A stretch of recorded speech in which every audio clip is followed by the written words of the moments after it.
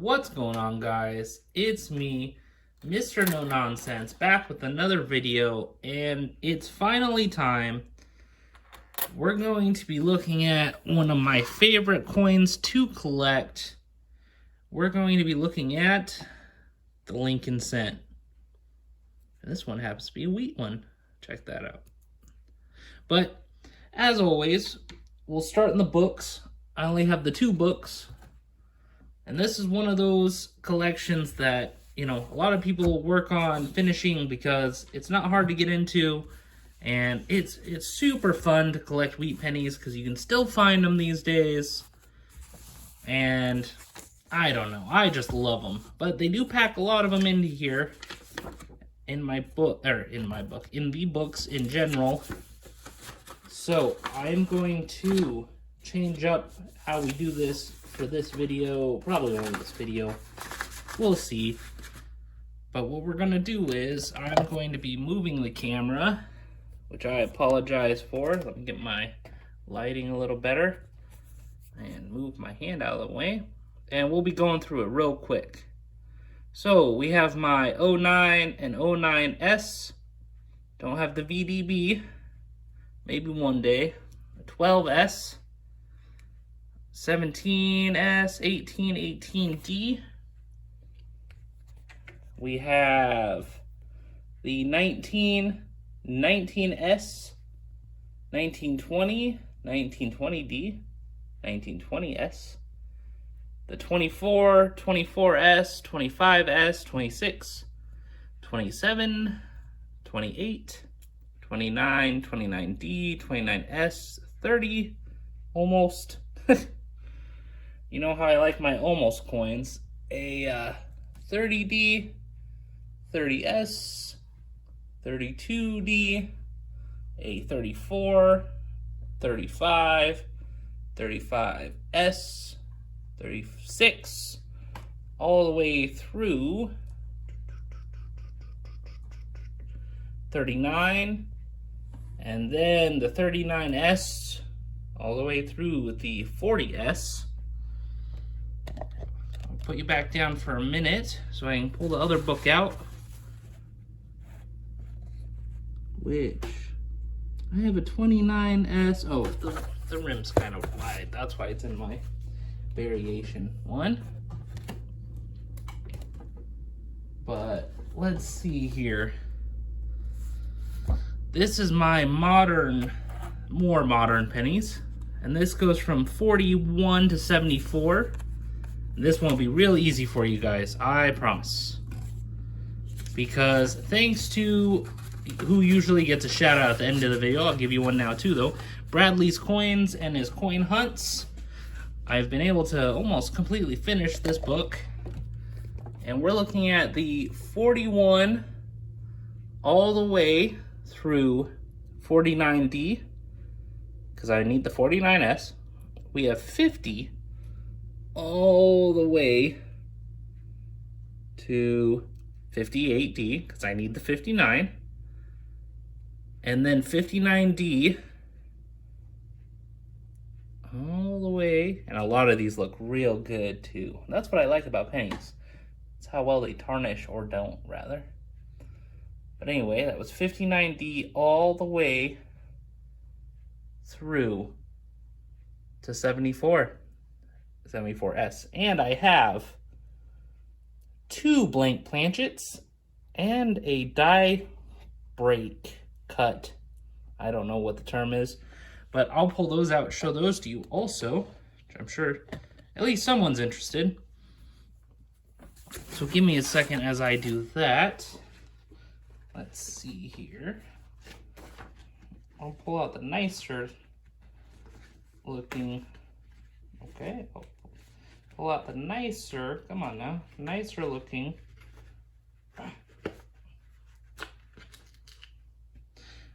blank planchet, and I'll pull out my die chip. I don't know if it's a die chip. I don't know what you would consider it. I'm not great on my destruction on the coins. And let's see. So this is the blank one.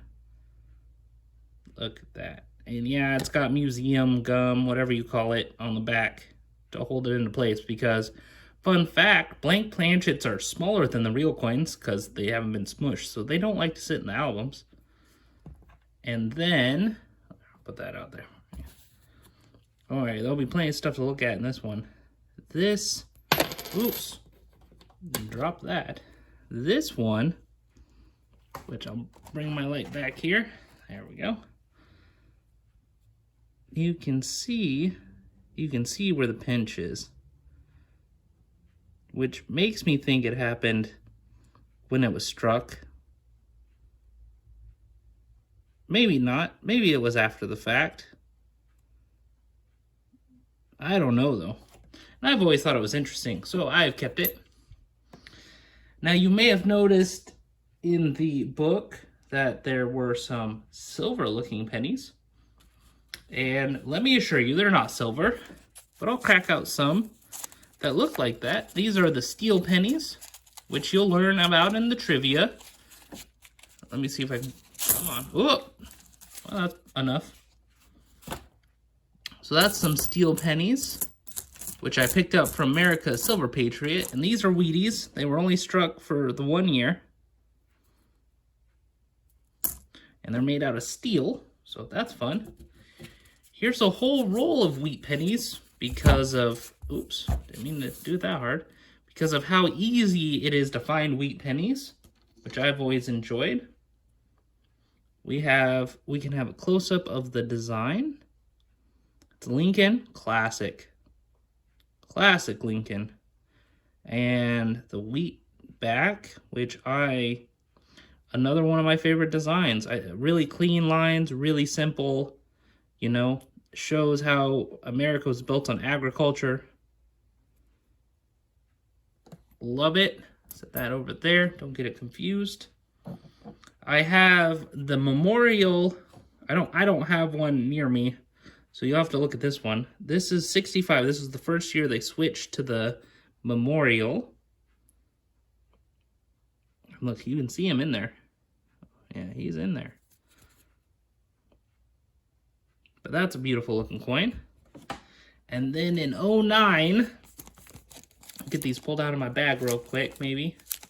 In 09, they did a commemorative series, and we'll take a look at those. Still got Lincoln on the front.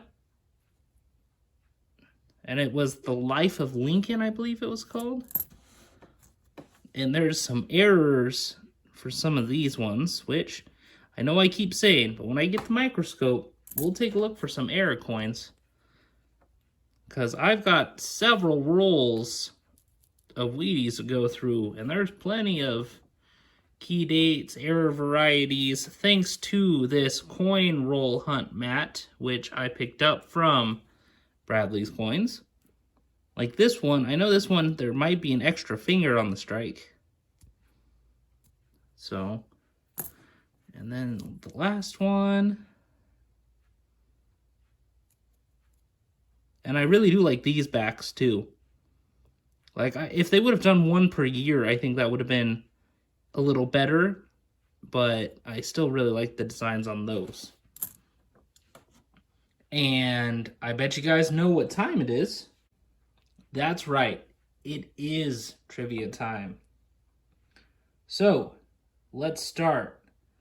The Lincoln cent, sometimes most people call it a penny. Technically, it's a cent. I don't remember the difference.